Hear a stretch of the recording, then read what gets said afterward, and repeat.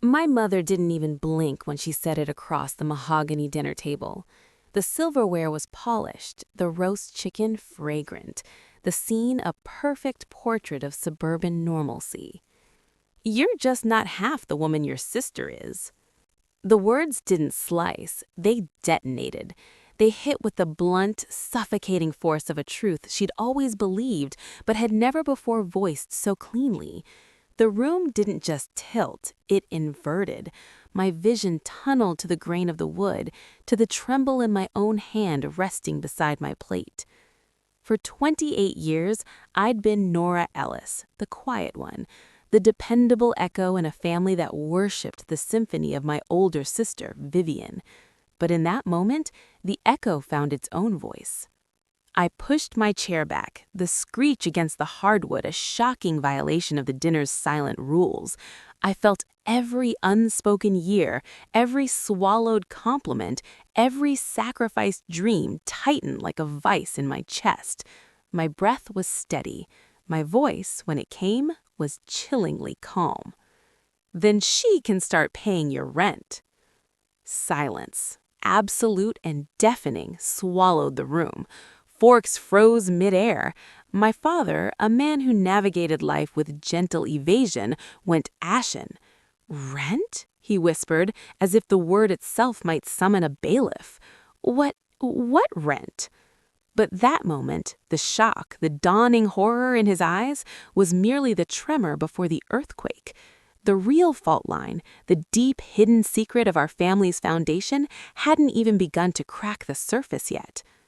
They call Portland the city of roses, but I've always lived closer to its industrial heart, the hum and clatter of the Willamette River harbor. My peace is found in the orderly chaos of logistics, in spreadsheets that balance, in shipping manifests that tell the truth. As a senior operations manager for Cascadia Freight, I command a fleet of trucks and a team of dispatchers. I solve problems that would make most people's heads spin. There's a profound calm in systems that work, in numbers that don't lie. It's the opposite of my family, where the narrative is always flexible, always bending toward Vivien's son. My apartment is a reflection of that curated calm. Clean lines, a single statement orchid, a wall of books organized not by color, but by a system only I understand. It is my sanctuary. Every Friday, I voluntarily leave it to drive to the manicured labyrinth of Dunthorpe, to the two-story colonial that was my childhood home. It's a house wrapped in climbing ivy and a potent, delicate fiction. Vivien was born casting a shadow. Older by 3 years, she was brilliance incarnate, debate captain, state champion equestrian, Northwestern Law Review. She became a rising star at a prestigious Seattle firm, her life a curated stream of professional triumphs and tasteful luxury. My parents, Richard and Elaine Ellis, were their devoted archivists. Every dinner was a gallery opening for the latest installment of The Vivien Chronicles. My story, putting myself through college with 2 jobs, buying my first car with saved overtime, quietly building a reputation in a tough, male-dominated industry, was the pamphlet you might pick up on your way out. Noted, but not celebrated. That fateful Friday, the air tasted of coming rain and unresolved tension. Vivien was vibrating with a smug energy, shooting knowing glances at our mother. Dad was refilling wine glasses with a nervous frequency. I was braced for the usual, but the usual had been upgraded. The trigger was my father's offhand comment. "Vivien helped us refinance some of the house paperwork last month, saved us a headache. She's always been such a rock." A rock. For 3 years, I had been the silent, subterranean foundation. 3 years of automated transfers on the 15th of every month, $2,850, covering the gap when their retirement income couldn't meet the mortgage on the house they refused to downsize from. 3 years of "just this month, Nora," and "don't worry your sister, it'll stress her," and "we'll pay you back." 3 years of my savings stagnating, my own dreams of a down payment deferred. A slow tectonic heat began to build behind my sternum. My mother, sensing my shift, gave me her trademark placating smile. "You're doing just fine, Nora, but Vivien's work, it changes things on a larger scale." And then she said it, the verdict she'd clearly held in reserve for a moment when my guard was down, when Vivien's glory needed a contrasting silhouette. "You're just not half the woman your sister is." Time stopped. I saw my life flash before my eyes, not the highlights, but the erased scenes. Me at 19, studying with red-rimmed eyes after a double shift. Me declining a weekend trip with friends to cover a property tax bill. Me smiling tightly as Vivien unveiled the new patio furniture she'd bought them, paid for with the bonus I'd effectively funded. I pushed my chair back. The sound was a gunshot in the hushed room. "Then she can start paying your rent." The fallout was instantaneous. My father's "what rent?" was a masterpiece of bewildered terror. My mother's face cycled from shock to irritation. "Nora, don't be dramatic. We never asked you to." "You did." I listed the dates, the amounts, the bank, the memo line that always read family. The evidence was a ledger etched in my memory. For 3 years, you asked every month. Vivien finally found her voice, thin and reedy. "This is inappropriate. Can we discuss this privately?" "What's inappropriate," I said, standing fully, "is you accepting praise for preserving a home I've been paying to keep standing." I didn't slam the door. I closed it with a soft, definitive click, leaving the wreckage of their narrative behind me. The cold Portland mist on my face felt like baptism. That night, in my silent apartment, I did 2 things. I canceled the automatic transfer, the click of the mouse echoing in the quiet, and I opened a locked folder on my computer, labeled Taxes 2020-2023. Inside were not tax forms, but scanned copies of every check, every bank transfer confirmation, every text message from my mother that read, "The bank statement came. Can you—" I had documented my own erasure. Now it was time to write myself back in. The silence from Dunthorpe was a physical presence. A week passed without the usual check-in calls, the guilt-laden texts. The peace was unnerving, and then it was illuminating. Their love, it seemed, was contingent on my silent subsidy. I filled the space they left with things that belonged to me.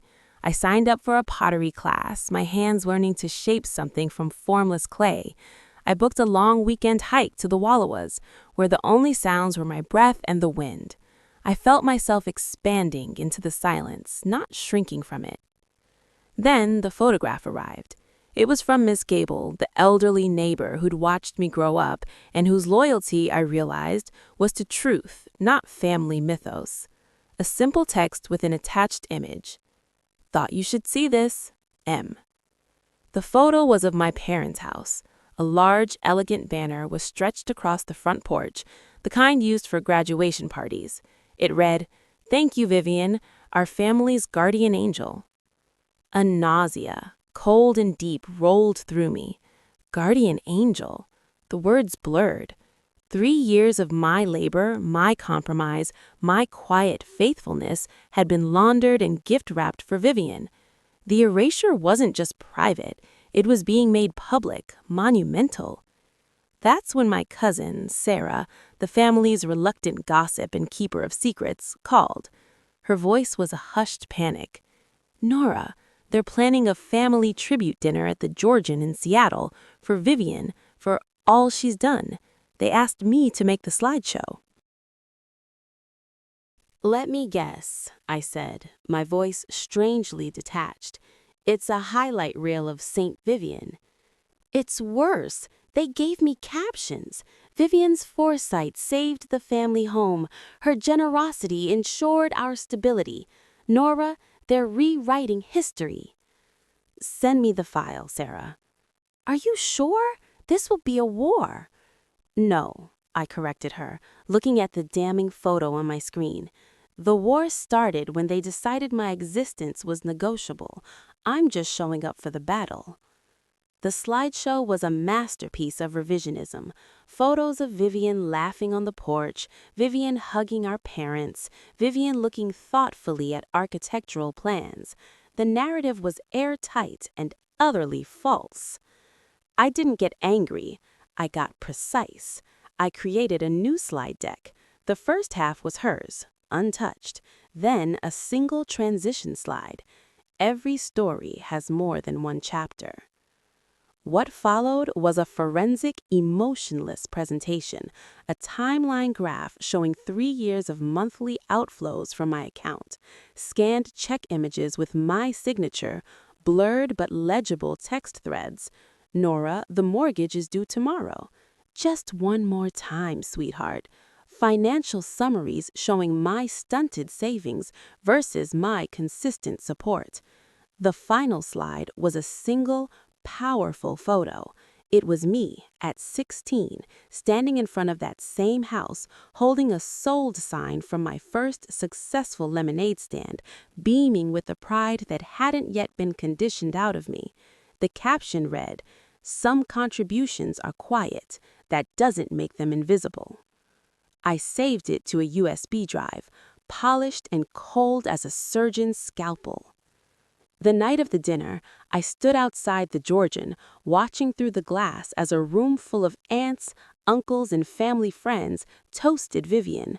My father was at the podium, his voice thick with manufactured emotion. "And so we honor the daughter who was our rock in stormy seas." I waited.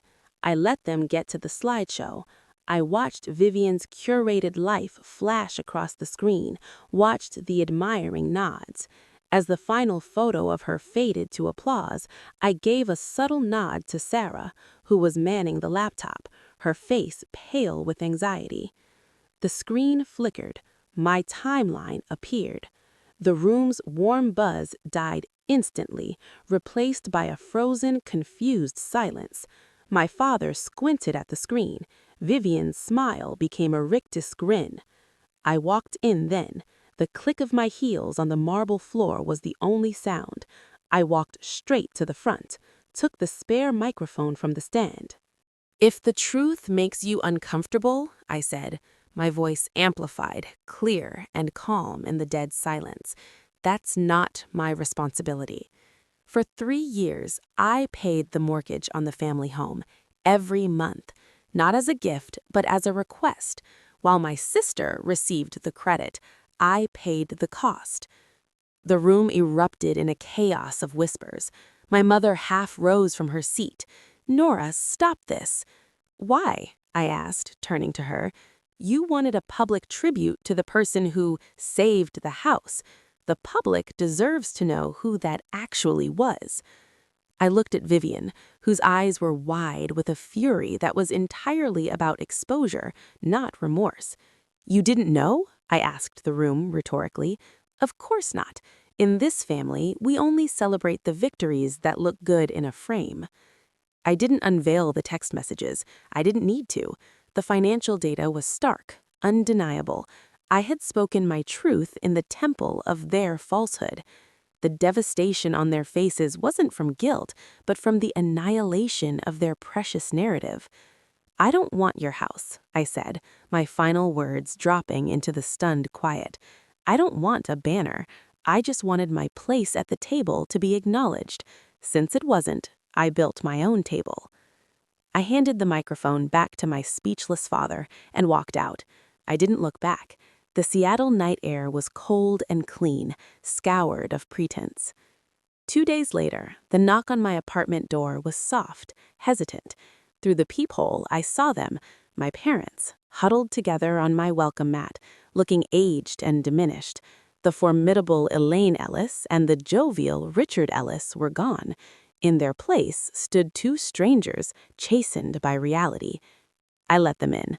They hovered in the entryway, their eyes taking in my space, the evidence of a life built independently, successfully, without them. It seemed to confuse them. "Nora," my mother began, her voice raw, "the dinner, what you said, She struggled, the habit of deflection strong. "We never meant for you to feel unseen." My father jumped in, the fixer. "We've talked. We want to add your name to the deed. It's what's fair. You earned it." I offered them tea. The normalcy of the act seemed to disarm them further. As we sat at my small dining table, sunlight streaming in, I finally spoke. "I don't want the house, Dad. What I wanted was for you to see me, to see the quiet work, the reliability, the love that showed up as action, not applause. You traded my reality for Vivien's legend because her story was easier to sell, more impressive at cocktail parties." My mother flinched. "We were proud of you. Vivien needed more encouragement." "And I needed none?" The question hung in the air, not an accusation, but a genuine inquiry. "You conditioned me to need none, so I didn't, and you mistook my strength for a lack of need." The true, ugly core of it was finally exposed. They had exploited the very resilience they admired in me. "I'm not angry," I said, and realized it was true. The fury had burned out, leaving a clear, cool landscape. But I am changed. I won't be invisible anymore. Not for peace, not for love, not for anything. If we have a relationship going forward, it will be between 3 adults, not 2 parents and a ghost. They left an hour later, not with a resolution, but with a starting point, a fragile, uncomfortable honesty. The family myth was shattered. What we built from the pieces was up to us. A month later, I was on my balcony, tending to a new pot of resilient succulents, when a courier arrived. It was a flat, legal-sized envelope.